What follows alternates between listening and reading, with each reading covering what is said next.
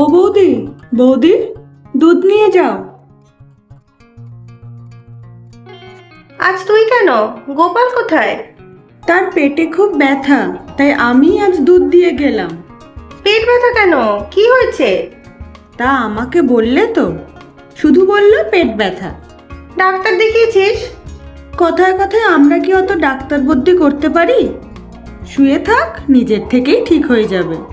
তাড়াতাড়ি বাড়ি যা, আকাশ কিন্তু ভেঙে আসছে, কাল বৈশাখী হতে পারে। আমার তো সময় লাগবে গো বৌদি, দুবারই এখনো দুধ দেওয়া বাকি। দেখিস বাবা, বৃষ্টিতে ভিজে আবার জ্বর বাঁধাস না, কাল সকালে আবার দেরি করিস না যেন। সে চিন্তা করো না বৌদি, আমি ঠিক সকালেই চলে আসব। তুমি কাচার জন্য জামা কাপড়গুলো এক জায়গায় রেখে দিও শুধু। আচ্ছা তুই যা, আমিও জানলা কপাট বন্ধ করে রাখি। ঝড় এসে পড়লে একা সামলাতে পারবো না। দাদাবাবু কখন আসবে? সেই তো ভাবছি, আজ তো শহরে গিয়েছে, ঝড় বৃষ্টিতে আবার আটকে না যায়। তবে তো তোমাকে একা থাকতে হবে। আমি চলে আসবো রাত্রে। তুই আসবি? কিন্তু গোপালের বললি যে পেটে ব্যথা, ওর দেখাশোনা তো তোকেই করতে হবে। সব ওর ঢং বুঝলে বৌদি।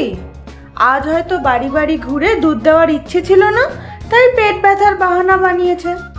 তাহলে তোর মেয়েটাকেও নিয়ে আসিস, আমি রাত্রে খিচুড়ি আর ডিম ভাজা করে রাখছি, এখানেই খেয়ে নিস তোরা। সে ঠিক আছে বৌদি, মেয়েটা খিচুড়ি খেতে খুব ভালোবাসে। আমি যাই এখন। আকাশের অবস্থা তো ভালো নয় সমুদা, তোমার অত দূরে বাড়ি, যাবে কি করে? তাই তো দেখছি, ঝড় উঠবে মনে হচ্ছে, কাল বৈশাখীর সময় তো। খুব ভয় হয় জানো তো, আজকাল ঝড় বৃষ্টি এলেই কত বাজ পড়ে, আগে কিন্তু এরকম শুনিনি।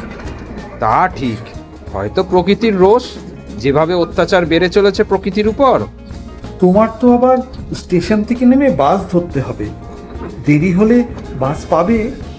এই বাসটা না পেলে অবশ্য রাতের দিকে একটা বাস আছে, তবে যাত্রী না হলে মাঝে মধ্যেই ওটা বাতিল করে দেয়, পরদিন সকালে ছাড়ে। আমি একটা কথা বলি দাদা, আমার বাড়ি তো আর কয়েকটা স্টেশন পরেই, এই স্টেশনের কাছেই বাড়ি।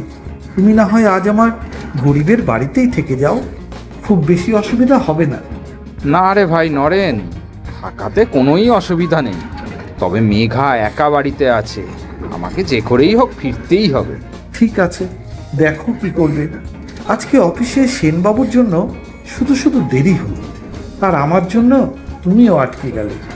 খুব বিপদে ফেললাম দাদা আজ তোমাকে। আরে না, ঠিক আছে, একসাথে কাজ করি, একে অন্যের প্রয়োজনে আসবো না সে কি হয়? তুমি চিন্তা করো না, আমি ঠিক পৌঁছে যাব। এই যা, বৃষ্টি তো শুরু হয়ে গেল মনে হচ্ছে। আমি জানলাটা নামিয়ে দিচ্ছি, তুমি সরে এসো তো এদিকে। ভাগ্যিস আজকে ট্রেনে বেশি লোকজন নেই। রাতের দিকে এই লাইনে এমনিতেই ভিড় কম হয়, আজ তো আবার আকাশ ভেঙে আসছে।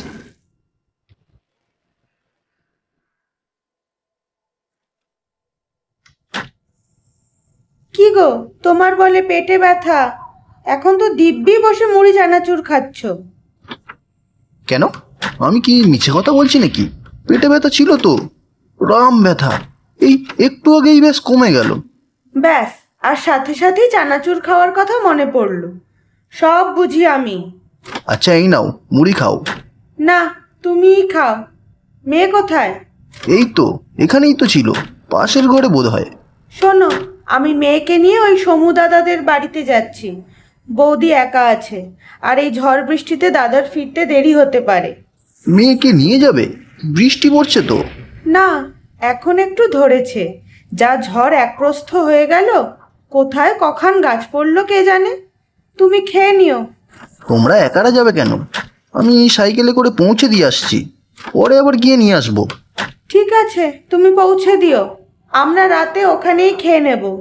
রান্নাঘরের দিকটা খেয়াল রেখো, ঝড়ে টালি ভাঙলে জল পড়ে সব নষ্ট হবে। আচ্ছা ঠিক আছে, তুমি যাও। সমুদাদা বাবু বড় ভালো লোক,